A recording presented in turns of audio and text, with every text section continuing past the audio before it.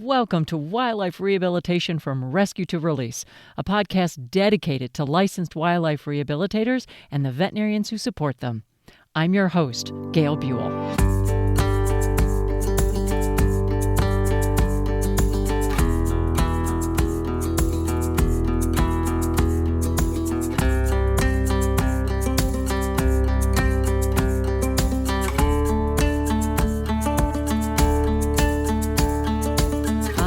I'm continuing my conversation with Dianne Odegard and Lee Mackenzie from the Austin Bat Refuge in Austin, Texas. And if you missed the first episode, I would suggest you go back and listen because it gives loads of background of what they do, why they started. I got to visit last summer in summer of 2024 for a day and was absolutely blown away by their graciousness, but also their facility. What they do with what they have is mind-blowing in my book. Anyway, today we're going to do a deep dive into the eastern red bat. They are one of my favorite bat species. Of course, that's what I wanted to talk about. But I thought we really drill down on is talk about orphan babies. We'll talk a little bit about adults and special concerns and things like that you need to know for a bat species that spends the majority of their time in trees. Which is very different than our crevice-dwelling bats. So this hopefully is going to be a very interesting episode. I certainly found it very interesting. So let's go. Okay, so a bat gets to your doorstep with a finder. And what are the next steps? Physical exam. I like that you call them finders. I think that's really interesting. I never know how to put them in my phone. If somebody calls and they say, "Oh, there's a bat finder," I'm going to start using that from now on. I've heard people call them clients. I've heard them call rescuers too, but I like finders. Anyway, so what are the next steps? First thing is to get a habitat ready so that once we get the bat out of the box that they've been contained in, we'll have some place to put that bat once we've finished inspecting the bat or examining the bat. But I think the first thing we do is praise the person who transported the bat to us. It takes a lot out of their day, and you're right. Everybody's super busy, so it's I think that's a huge piece of talking about it. It is. So Diane's gonna put leather gloves on, put some nitrile over the leather gloves, pick the bat up. I wanted to ask you about that. So as long as we're talking briefly about PPE, when I was there too, I noticed you do this, is that leather gloves and then you put nitrile gloves over the top. Why do you do that? Well, we'd like to know that we're picking the bat up with something that's clean, we're contacting the bat with something clean that hasn't been used on another bat. So that's the main reason for that. I like it. It also kind of protects the gloves because the gloves can get kind of grimy after a while. Yeah, they do. If you they don't get have gross. nitrile over the top, especially if you're preparing food or you're knocking the head off a mealworm with one hand and feeding that bat. If it was just leather gloves, it would be pretty gross after a while. Yeah, no, I forgot to ask when I was there, and I'm like, oh, I think this is brilliant. We're a lot of people who deal with birds and some mammals are really in the throes of HPAI, bird flu, even influenza. Right. And so biosecurity is top of mind, should be always, but is really top of mind. And what you said about keeping it clean for this bat coming in, so you're not like cross-contaminating or anything like that, is brilliant. And then you can continue using those same gloves.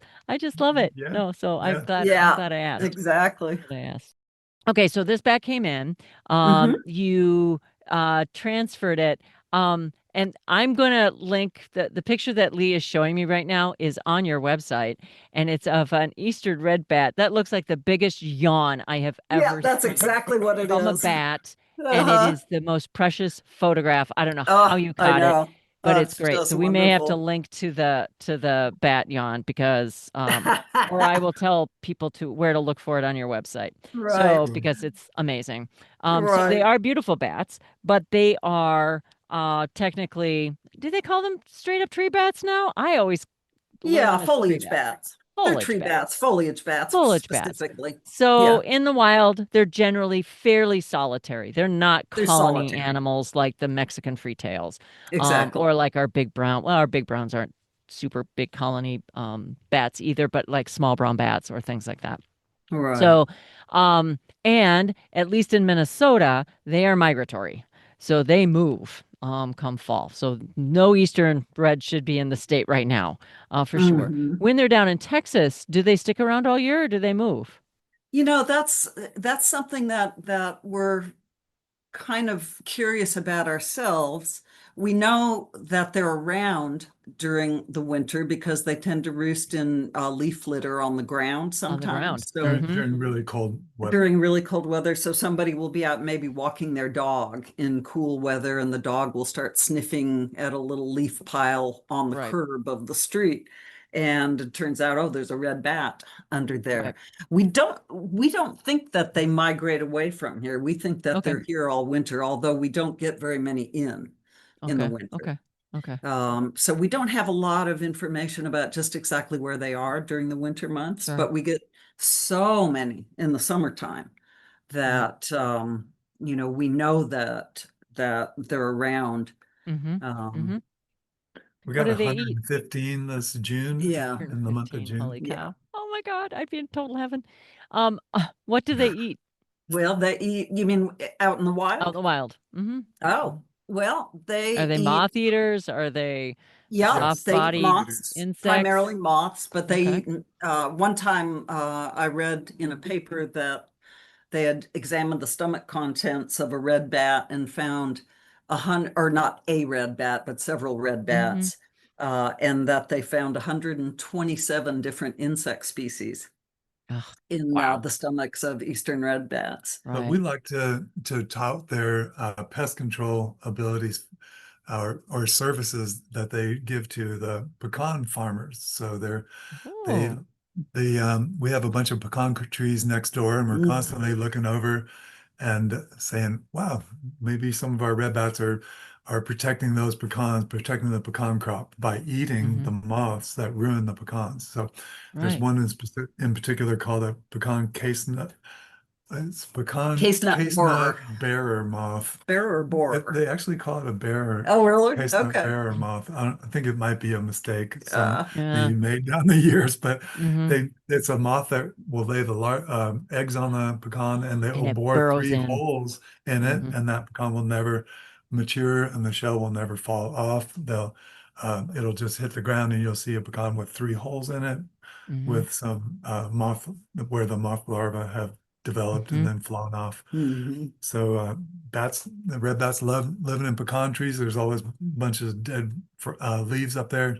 So a red bat can hide in a green tree really well by flying up in the dead leaves, and they live there and then come out at night and protect the crop. So Right, that's my right. favorite way to think about the red bats. I know they eat lots of different insects, but I like to think about out there guarding our pecan crop. Garden Hmm. of pecan crop. That's I right. love it. I love it. Yeah. Yeah, They just look like a little curled up leaf up in the tree. So, I being do. solitary most of the year, they are pretty well protected from the predators, which down Sure. here are bats that actually or birds that actually live in those trees. Blue jays Mm-hmm. and grackles are their Mm-hmm. two main predators. Of course, when mom has four babies in Mm-hmm. summer, suddenly they're attracting the attention of the birds that are Right. living in those trees, and that's the reason that we get so many red bats in the summertime. And often we'll get whole families. We'll get a mother who's tried Wow. to move her Try to four move them and pups. she can't. She Right. ends up grounded. When they're Yeah. being attacked by a bird in the tree, she's going to try to move those babies. And those babies are big. I mean, they're Mm-hmm. born fairly large, about a quarter of the size of the mother, and she most often has four of them. And so what happens often in the hottest part of the summer, as she's trying to move those pups to another tree, they'll all end up on the ground. Right. So often someone will find a red bat on her stomach, And they'll think, well, I found a bat, and But in reality, we'll explain how to safely contain that bat, and very often we'll find 4 babies attached, or maybe 3, or maybe 2, and sometimes Sure. they'll drop off, and we always ask them to look around the area to make sure there aren't any other pups. right. And sometimes people will find other pups, sometimes not. Since they're so exposed, because they're in a Yeah. tree when they Yeah. have their baby, Mhm. for people that may not know, are they born hairless or do they have some hair? No, Oh, bird. no, they're furred. They're Yeah, furred. they're born Yeah. furred. Yeah. Yeah, So yeah. very different than most crevice dwelling bats, Yeah, right? very different. Yeah, Very very different. different. Yeah, their So eyes are closed. The Mexican free-tailed bats are born with their eyes open, which is interesting. They have no fur. They're totally naked, but no they're fur, born but with their eyes are open. Yeah, Wow. Nature is yeah. so cool. Isn't I did that not know that. interesting? I know I nature did is not know that. so Um, fabulous. But the It red just pups, is. they're oftentimes, sometimes they're injured by the blue jays that have attacked the mom. That's why Sure. the mom's been disturbed. Sometimes they've plucked a baby to take with them and eat. Sometimes the mom has been injured by defending the pups, maybe turning her back, shielding them, Sure. and taking a peck on the Sure. back. So the Mhm. moms on the ground are either exhausted or exhausted Injured. and injured. Injured. And yeah, so that's really she's in trouble. So definitely that they need help. And Right. sometimes they're not, none of that. Sometimes it seems like they're just emaciated and dehydrated, severely dehydrated from the work of caring for 4 babies that are such large babies. They're way more than she does by the time they're late in the season. We're very prone Exactly. to droughts here in Right. Texas. Right. And during droughts, there aren't very many insects around for all the bats to eat. So they can get dehydrated and start to starve simply by not being able to get enough to eat, or having to Right. fly Right. too far. Oh yeah, to to fly too far. Right. It's Exactly. So it's hard to be a bat. It's very, very hard for these babies to grow up into successful So adults. we often have to separate the babies because the mother's so exhausted or depleted that she can't possibly continue care for to them. Yeah, nurse because you have them. to deal with her, and then you got the pups. So, because I was Yeah, going to ask, because I've had big browns with pups, and generally, if they are healthy, we just support mom, and yeah, then with extra calcium or whatever, make sure she's got everything she needs, and then she takes care of Yeah, the pups. So, right. okay, so let's use this as a scenario then. So, but back up to natural history, pups are in Texas or in your area are generally born June, yeah. May, I would say June. Usually June. June. How We many get weeks that before these? influx, the big influx of reds comes in July, but I think they're born in June. Probably born in June. And approximately when would they be? Do they call it fledging for bats? I should know Uh-huh. this. Uh-huh. So Sure. fledging. Sure. So Yeah. when do the pups fledge? So they start to fledge at 4 to 5 weeks. 4 to 5 weeks. Okay. Mhm. And then when is it generally known that they're really on their own? Because a lot of bats, babies will follow mom and learn how to hunt. Yeah, So the mother continues to nurse her pups even as they're learning how to to forage. hunt. Mm-hmm. So I would say easily 2.5 to 3 months before they're really Totally on on their their own. own. Now, if they come in as orphans, they're gonna they might be a little faster to learn how to do things because they don't have a mother to nurse from. Right. Of course, we're feeding them formula. Right. Okay. So let's just I'm gonna follow this rabbit hole. So we've got a mom with 4 pups. She's Right, emaciated. She can't take care of her babies for whatever reasons, right? So right, we separate her. We're gonna take care of her separately. Now we've right. got the 4 pups. Now how um walk me through that process with pups. About you probably have an average weight that they come in. Are they like 3 grams, 2 grams? What are they when they come in? Yeah, we don't do a lot of, we don't pay attention to weights as much as we probably should, but Okay. we, I would guess they're 4 to 6 grams if Okay. they're young. If they come in at 1 It gram, depends. Yeah, if I they're think they'd be, newborns at 1 if gram. they're 1 gram, I don't think it's very rare that we're able to actually raise them to adulthood. Yeah, Okay. I think very, That's very very few, common. very few rehabbers can raise a newborn red bat to adulthood. But if Right. they're 3 to 4 grams when they come in, I think we have a good shot Mhm. Okay. at raising them. But they would Okay. go to we have to give them milk replacement formula. So it would probably be Pedialyte at first when they first, just to get their hydration back up. If the mom is not lactating anymore or for some Mhm. reason. And we'll also sub-Q babies. We can Yeah. Okay, sub-Q so fluid, subcutaneous lactated ringers. lactated ringer Right. solution. Yeah. Sure. Mhm. Okay. We really want to get the infants on full formula right from the start because they need Yeah, that starvation is their nutrition. biggest problem. Yeah, so Yeah, that we and don't that for want big to. browns, anyway, I've raised several big brown pups, and Yeah. yeah, they say full strength formula right away. Yeah, we So don't dilute it. We dilute it if they've had some kind of, if we get a bat that has a pup that has bloat situation, then okay, that's when we actually do the dilution of the okay, formula. We'll just give them water at first and then mix a little formula in depending on how they do. But of course, bloat is probably the biggest killer of all species of bat pups. yeah, no, okay. So, but let's go back to formula. What's the formula you use? So we do use, we actually have had pretty good luck with the formulas in Amanda Lawler's rehabilitation and captive care of insectivorous bats. And I will Um, link to that in the show notes too, yeah, and because here this that's is, kind of the Bible, right? Yeah. it really is. And, depending on the species, I think what I've heard from other rehabbers out east is that the formulas for big brown bats are not working very well. We Mhm. don't really have that experience because we don't get big brown bats here in Central Texas. Right. They're in East Texas, but we just Mhm. don't get babies.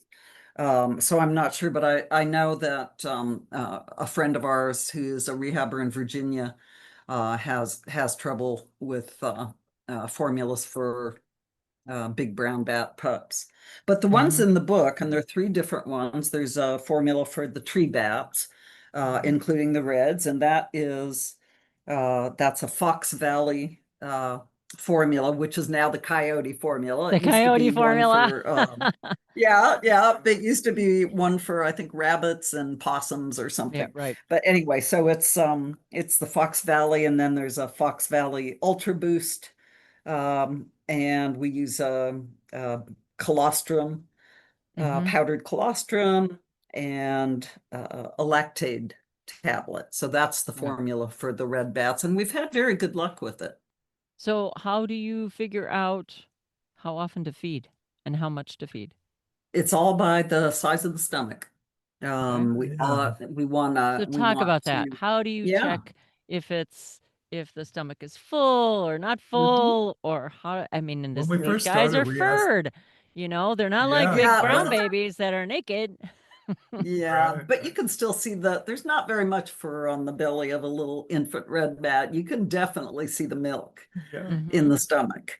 And we want it to be round, but not too round. It's just something that you get used to when you've been doing this for a while. You know the exact size of the stomach, Mhm. and you don't want to go beyond that. And then the Mhm. next feeding is going to be when almost all the milk is gone. So it doesn't Okay. really matter how many hours, it's not, oh, they have to be fed every 3 hours or every 4 hours. It's whenever that milk is gone. It's not a Okay. weight. It's more a question of being consistent with the way you're examining the stomach. We'd like to hang their feet on our index finger. It's like Mhm. you're holding your hand out like you're shaking hands with somebody. Usually Mhm. it's your opposite hand. If you're right-handed, Right. it'd be If you're your left right-handed, it's your hand left. extended Okay. out.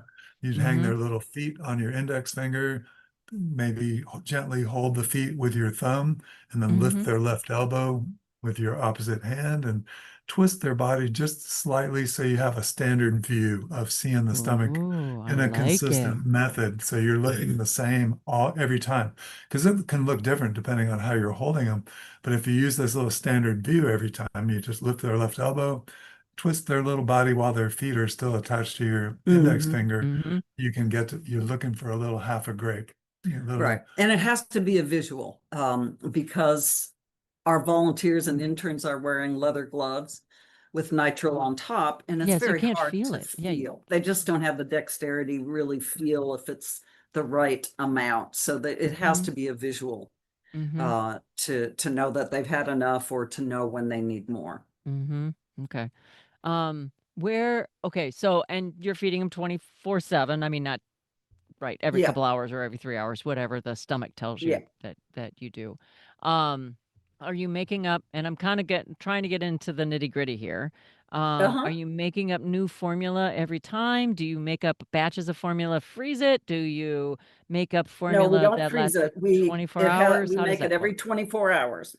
Okay. Yeah, the formula has to be made every 24 hours. So we're constantly making formula. We have little refrigerators out now out in the flight cage and um, in the building here where we feed bats, so that we can keep it refrigerated during that 24 hours, but we can't let it go beyond that. So we're Okay. constantly making formula, and it can't be frozen. Okay. And so it's just made fresh every single day. And it can be challenging because there are really three different formulas for For the different different kinds of species of bats. bats. Yeah, Yeah. and you're feeding all kinds of So babies. we're, Yeah. you try to align that somehow. So you're making formula at the same time, but it doesn't always work out that way, of course. Of course not. Of So course not. there are Of course times not. when you're just, making formula every couple of hours. Oh my God. Okay, so you take the formula out of the fridge and you're trying to take out just as much as you hmm need. And you hmm each bat has its own syringe, each batch of bats have its own syringe. hmm Um, and Well, then and how do you warm the we use formula? the syringe several Mm-hmm. times with, right. Okay. So we warm the formula on cup warmers. Mm-hmm. And we have some cup warmers that have different temperatures. So we can use the Ah, lowest heat, and we okay. have the formula usually in a little stainless steel cup Okay. that's sitting in another cup That has of water in it. warm water. Yeah. Exactly, Okay. exactly. So the cup of formula is sitting in warm water, and the cup that has the warm water is sitting on a coffee cup warmer Mm-hmm. at about 131 degrees. Ah, perfect. You knew I was And going to ask that so of question. course, yeah, yeah. But then of course we put a drop of the formula on our inner elbow, Mm-hmm. um, to make sure that it's not too hot. You want it Mm-hmm. warm, but not hot. Mm-hmm. And then we start feeding the little bat with those little Mm-hmm. tiny micro tips that we've been using the last couple of years. Right, right. Do you find you have to like rewarm the formula in those tuberculin syringes, those 1 cc syringes? Or are you able to usually feed in one go without Usually we're having to able rewarm? to feed them fairly quickly. Okay. So we don't have to pull up another mill of formula for the Right. same bat. Right. Um, but I'm trying to remember now, sometimes by this time of year, baby red bat season seems like a long time ago. It's almost, it's almost hard to exactly remember just the steps Oh, right, right. that we actually use. But we use the same, to your original question was, do we use the same syringes? We use Yeah. the same syringe with different feeding tips for Okay. different bats. Ah, got it. Got Um, it. Okay. and we can use the syringe a few times before it starts getting Yeah, it's kind of stiff to, sticky. yeah. And Yeah. that's, so we toss, we are a nightmare for people who care about recycling plastic. Right. I'm not sure they're recyclable anyway, but we go through many, many, many thousands Those of syringes, 1 yeah. mil syringes Mm-hmm. over Mm-hmm. the course of the year. Mm-hmm. And We'll use them for a few feedings and then toss them, get another one. Right. And of course, we Okay. use a different tip for each bat. So the little red bat pups right away, are they in an incubator or are they out in the flight because your weather is hot enough? Well, we do put them in an incubator for a little while, and we'll feed them, indoors. We'll try to get the incubator humidity up as high as it needs to be, which is hard to do. We have nice incubators that have humidity control, but it never really gets as high as you want it to be. And Um, how high do you want it? we really, for babies, we want it up between 85 and 90. Okay, 85 and Yeah, 90, we and want then it. the temp in the incubator is Yeah, on the what? temp in the incubator, we also want to be in the 80s and into the low 90s. Okay. Once they are starting to eat mealworms, we'll Mm-hmm. take them out to the flight cage and take the habitat. We'll have them in habitats out there, Okay. and we'll feed them mealworms and a little bit of formula. Okay. And get them used to the mealworms. And at this point, they're 3-4 weeks old, and they might be starting to want to fly. So Okay. once they start spreading their wings and wanting to fly, they are hanging up on top of the flight cage, Okay. and we might have 60 baby bats up there. Okay. Wow. Wow. So our interns are climbing ladders, Mm-hmm. moving ladders all over Mm-hmm. the cage to make sure every bat is fed. Mm-hmm. Sometimes they're still eating formula. Mm-hmm. So they're feeding formula to them on the ceiling and feeding mealworm guts Mm-hmm. at the same time. Okay. And So yeah, we're gonna talk about weaning in a second and getting them on mealworms, but I want to talk about these habitats first. So mhm. when they're in an incubator and or a small habitat before they go out to the big flight, what does that look like? What does the cage furniture look like? How do you set them So up? we buy these little butterfly tents. They're made Mm-hmm. for kids to watch cocoons hatch into butterflies. Mm-hmm. And Mm-hmm. they're black, and they're about 12 by 12, and they're Mm-hmm. kind of a pop-up. And Mm-hmm. those are ideal for baby Mm-hmm. bats to be inside the incubator and Mm-hmm. out in the flight cage. Okay. Okay. So that's what they're in. We try, when they're in the habitat, we try to put some fake foliage in there so that they feel more comfortable Mm-hmm. and have more of a natural environment. Do you, before we get onto weaning and stuff, do you have to stimulate them to go to the bathroom? Yes, Mm-hmm. Do you do that before or absolutely. after feeding? Before and after. Oh, how do you do it? Uh-huh. I told Just you with the nice, it's yeah, gonna be the devil's in the details here. yeah, So yeah, how do you do it? absolutely. A nice soft cloth dipped in warm water, and Mm-hmm. just very, very gently dabbing. It's not rubbing. You Ah, just want okay. to dab. Okay. And when do you have to stop stimulating them? Usually we'll notice if they're defecating on their own. I mean, if Ah, they're okay. urinating and defecating on their own, then Mm-hmm. that's our answer to that. Okay. Yeah, yeah. There's no specific time period or number of weeks. It's just a matter of what if they look bloated. If we look like we're seeing fluid in their belly, and we'll go ahead and stimulate them. But Okay. other than that, we just kind of trust that will be their bodily functions will just occur naturally. Okay. So you're So they're stimulating in the them. pup Go ahead. tents. They're in Mm-hmm. the pup tents while we're doing this for the Mm-hmm. first up to I'd say 4 weeks. Okay. The they're in these little 12 by 12 Right. butterfly tents. Mhm. Um, I think after about and they're grouped with their siblings, and Mm-hmm. one group of siblings per tent, and we'll Okay. have probably 10, 20 of these little habitats out there in the flight cage. and in what we call a pie safe. So there's a big Mhm. enclosure. It's like a big long cabinet outside in the flight cage made of Hardware cloth. hardware cloth. Mm-hmm. And all there's different shelves in it. We have all the pup tents arranged in those Mm-hmm. pie safes within the pie safe. We call it pie safe because we can close it up at night just to make sure that no, it protects our freshly baked bats. So that if they're just if they you don't want the raccoons to get to your new blueberry pie, and we don't want them getting our baby Your bats either. little cherry So pies. Oh my gosh, yeah, that we is don't want to tempt the what a great. predators to Yep. break in. So we lock them up in the pie safe. Mhm. And so we'll, after about 4 weeks, I believe, maybe 4 to 5, we'll leave the pup tents open Mhm. and leave the pie safe open so that they are they'd be free to try their wings if they want. Okay. While we put them back into their pup tent is when we first try to get them used to the idea of flying.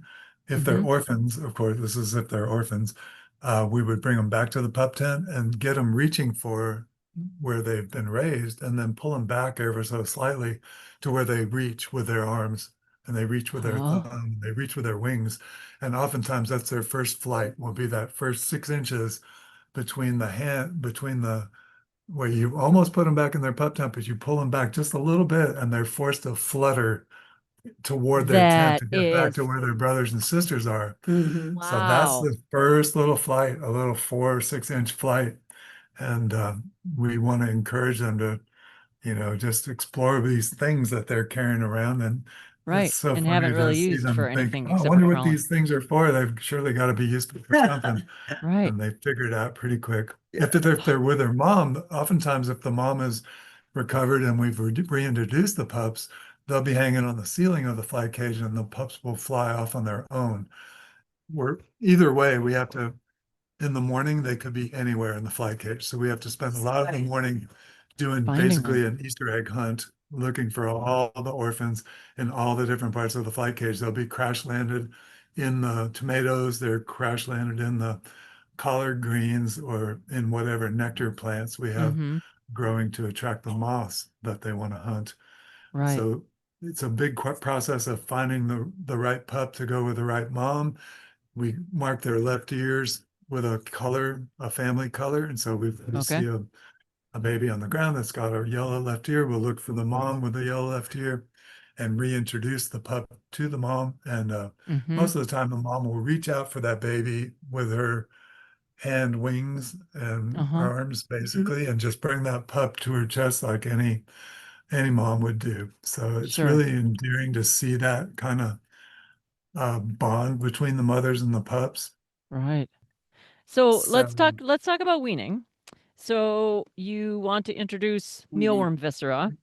Mhm. We won't go Mhm. into how to care for your mealworms, but I will just tell everybody that you have to care for the mealworms very Mhm. appropriately, because what you feed the mealworms is the nutrition that the babies are going to get. Exactly But right. we're not going to Yeah. go into that now. So, but how do you mentioned earlier that while you're still feeding formula, which this totally makes sense with weaning, that you start to introduce the mealworm viscera. So talk to Mhm. me about that process. Mhm. Well, Diane makes a blended mealworm diet. That is a um, Right. That's true. big part of what I we mentioned use to mealworm feed them. viscera, but what we actually do first, for all the pups, is make the blended mealworm smoothie. Okay. So, right. And so It just sounds yeah, I so had forgotten delectable. about that. So we act, yes, it's delicious. It's a bug smoothie, Yeah, that's a basically. bug smoothie. I love it. But we introduce that And we slowly we with mix that with formula. formula. Right. Okay. That's what we mix together. We'll start out with a 25% blended mealworm diet and 75% milk Yeah. replacement formula. We'll do that for the first week. The Okay. second week we'll go to 50-50, and then the third week we'll go to Yeah. 75-25, where it's only where it's 75% blended mealworm formula. I'm sorry, blended Okay. yeah, blended mealworm diet Right. with And 25% 25% formula. milk replacement formula. Yeah. And then they go on to full strength, blended. And then Okay. Then it's mealworms. mealworms. Right. Let's go. Then after that, we remove the head from the mealworms and Okay. squeeze them like a little tube of toothpaste. And eventually we'll just go ahead and feed the mealworms whole, but we Whole, right. always feed them head first. And that's just something that we chose to do because we prefer for the mealworms to die fast rather than slowly I'm the same. from the the tail same. up to the head. It's Mhm. yeah, we like to give the mealworms as good a life as possible As while good a they death are as being possible. raised a good a Right, life and right. as good a death as possible. Right, right. So when do you release these red bat pups? One way that we know that red bats are ready to be released is they Mm-hmm. get wild. They wild up. We know when they're ready to go. They're like, I don't want anything to do with you people anymore. There's a few parts of that though. I mean, we'll offer them water every morning first thing. Mhm. If they refuse water and just shake their head and go, ah, Mhm. I don't need humans Mhm. around me, get really proud. They're proud and noble anyway, but Right. they really get this proud look on their face and shake their Like, heads. I don't need No, your stinking water. that exactly, Get my exactly. own. And Yeah. Okay. I love it because that tells us they've been drinking on the wing at night, so they Mhm. don't need Mhm. that water first thing in the morning. Mhm. And if they refuse food, it's the same thing. We will check their belly anyway. Sure. And we know that they're hunting and they're drinking on the wing for Mhm. themselves overnight. But they'll also, not only will they fly away if they get tired of that, but they'll come back and start to fly around us Yeah. as if they're saying, hey, I know you got the key to this jail and Get me I'm ready to out. go. Yeah, Get me I'm ready to out. go. And I'm I'm going to ready to keep go. making your life miserable until Until you do. Yeah. until you Awesome. do. Right. So it's wonderful. And honestly, we're really happy to let them go at that point because they're such a Absolutely. pain in the butt. We're always Yeah. we're always a little Can't wait. concerned about having guests in the flight cage when that's going on because these bats will start landing on people's heads and backs just to Sure. irritate us and to tell us they want to go. So we don't want Sure. that to happen to Oh, someone sure. who is Totally. touring our flight cage. Right. When you release them, I'm assuming you're releasing them at dusk or at night. You Yeah. are looking for favorable weather conditions, and it's a hard Very release, nice. correct? You're just saying, Yes. here you're on my For the hand, fly reds, away, or here out of the butterfly enclosure, just fly away when you're ready. yeah. So that's kind of For the reds, it's a hard release. Yeah. okay. And we time it by looking at the moonflowers in the cage. So we'll go down and do a little video. We always do a little cameo of the bat and talk to her and say, you ready to go? You think you're up for it? And they go, yeah, you bet. And the moonflower is just a little bud at that point. Okay. Okay. But it's about to bloom because it's extended Sure. out from the Mm-hmm. case. And so when the moonflower actually opens up sometime between sunset and dark, we know it's time to take them up to the roof of the facility. Okay. And we have perfect habitat here for them. So Okay. this is a really great place. They're common residents of the urban forest, and we have a magnificent Shumard oak right here and a big elm in the front. And Mhm. we're in a very wooded part of town, so Right. we're in the heart of the urban forest here. So these being foliage roosting bats, they're at home here.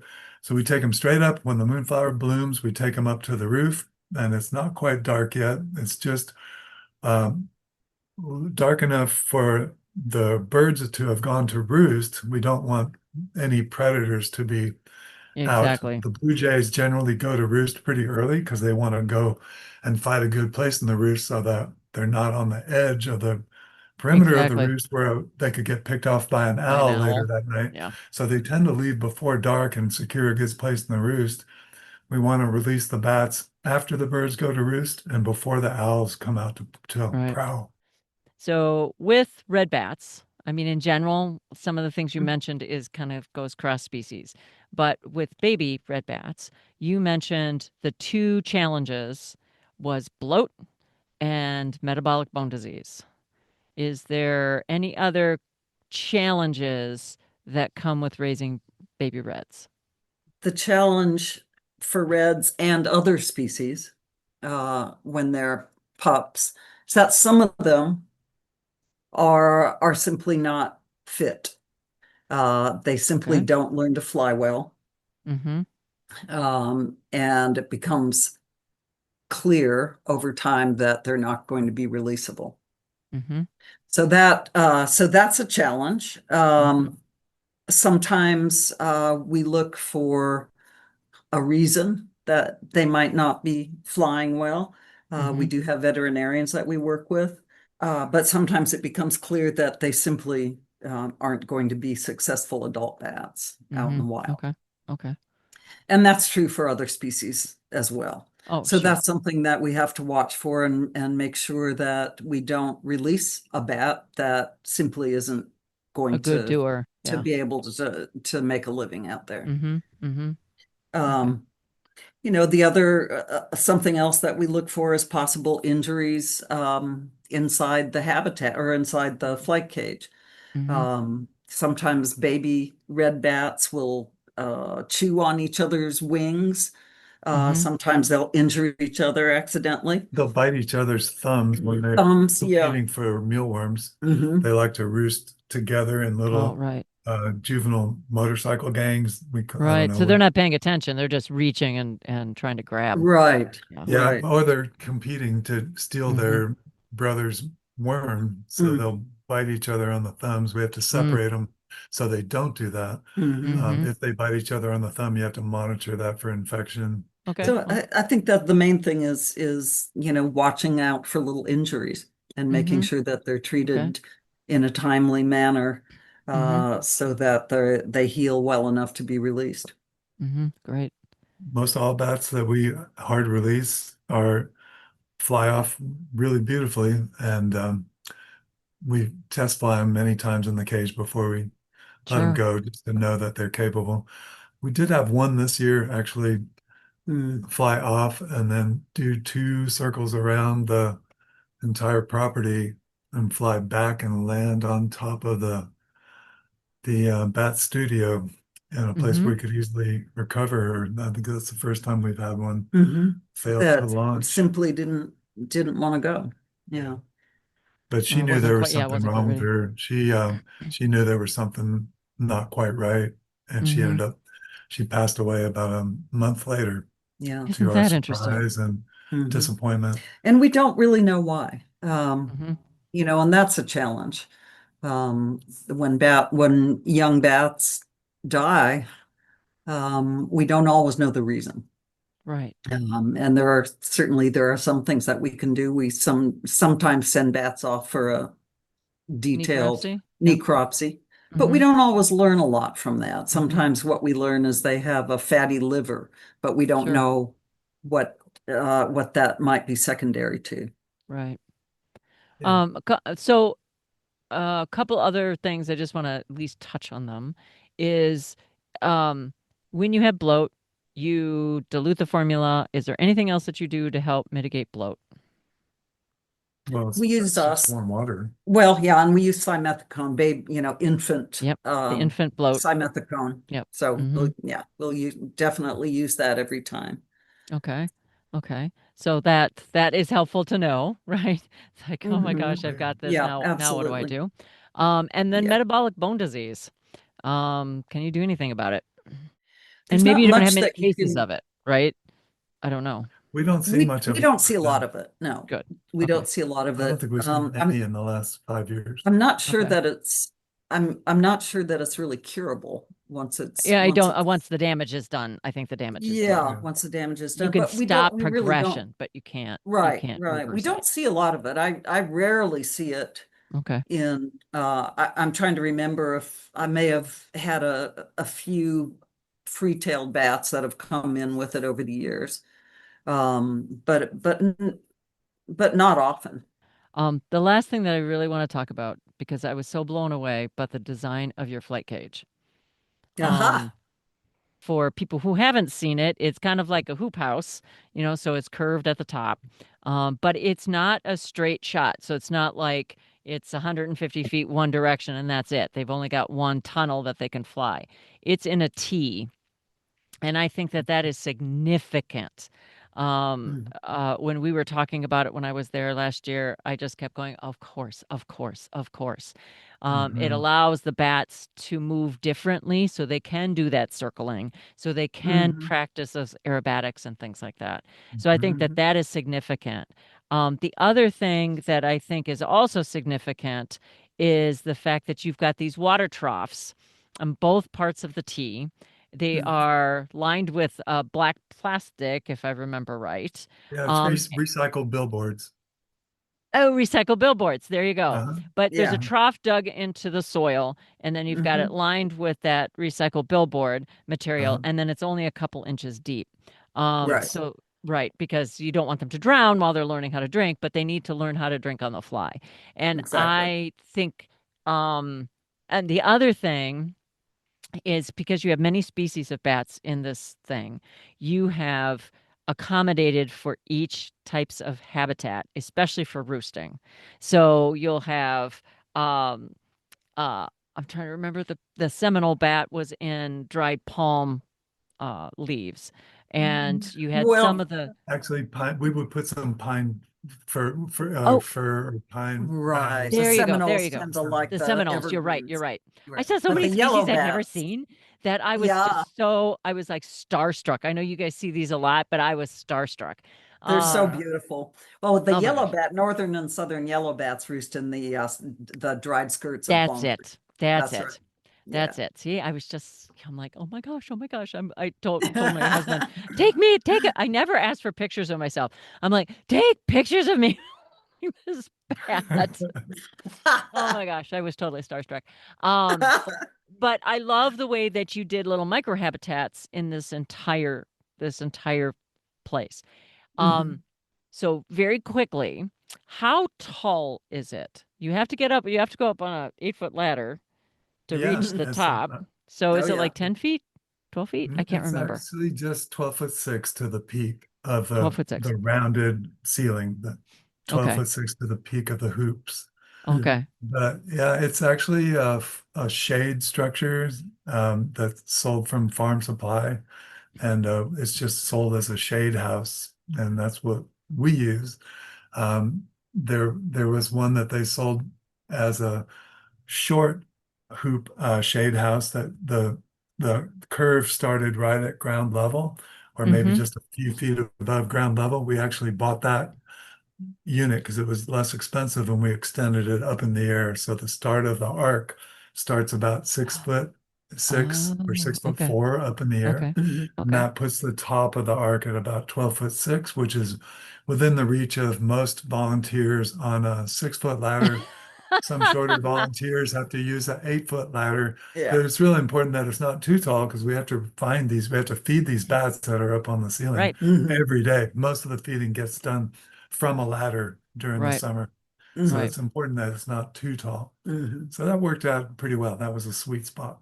It's Right. actually it's actually an L shape. Oh, an L shape. Not a Thank you. T, it's an L. Yeah. But that We've still had works, right? I researchers mean, come. We've had researchers who have real fancy flight cage come and tell us that next time somebody gives them a couple $1 million, they're going to build an L-shaped cage instead of their rectangular one because their bats just get lazy and fly around in circles and Yeah. just flutter putter and just kind of mm-hmm. don't really do any dynamic flying. Because they have to negotiate the L shape of our cage, they tend to turn up on edge and turn their wings vertically and and swoop around the turns. So Mm-hmm. they're carving the turns.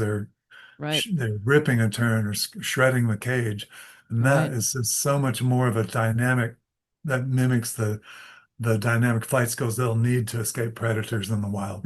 Exactly. So, Exactly. we felt Well, real lucky that we just stumbled upon that. We didn't go to design that. Yeah, Sure. we just added on to the original flight cage, and Sure. the only Sure. direction that we had space to add on in our backyard it was turned it into an L. to make it an L. But Yeah. we So, noticed a huge difference in the yeah. behavior of the bats when we did so. Uh-huh.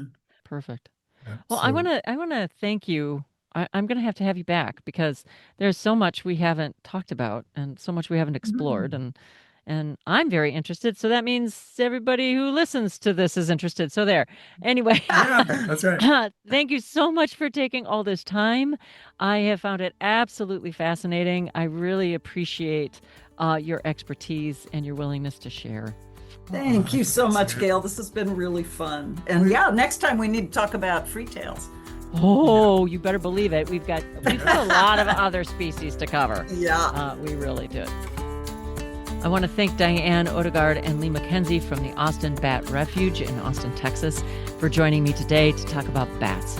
Oh my gosh, my cup was filled to the brim and over with all the information and the great conversation. So thank you again, Dianne and Lee. Wildlife Rehabilitation from Rescue to Release is a production of Partners for Wildlife, working hand in hand with wildlife rehabilitators and the veterinarians to support them to improve the welfare of orphaned, ill, and injured wildlife. Our executive producer is me, Gail Buell. I'm the partnership coordinator for Partners for Wildlife with the Raptor Center at the University of Minnesota College of Veterinary Medicine. Our producer is Reese Rosado.